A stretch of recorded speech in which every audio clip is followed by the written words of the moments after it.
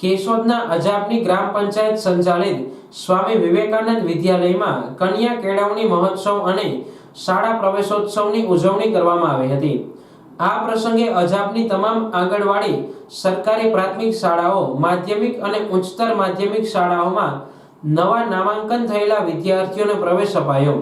આ પ્રસંગે કેશોદ પ્રાંત અધિકારી ગરચર સાહેબ, જિલ્લા પંચાયત સદસ્ય ધર્મિષ્ઠાબેન કમાણી, આંગણવાડી સુપરવાઇઝર કંચનબેન જોશી, સરપંચ મગનભાઈ અઘેરા, પંચાયત સદસ્યશ્રીઓ અને રૂટ લાયઝન અધિકારી શુકલ સાહેબ તેમજ નામી અનામી પદાધિકારીશ્રીઓ અને અધિકારીશ્રીઓના હસ્તે શાળા પ્રવેશ કીટ અર્પણ કરી હતી। વિદ્યાર્થીઓને જે તે ધોરણમાં પ્રવેશ કરાવવામાં આવ્યો હતો।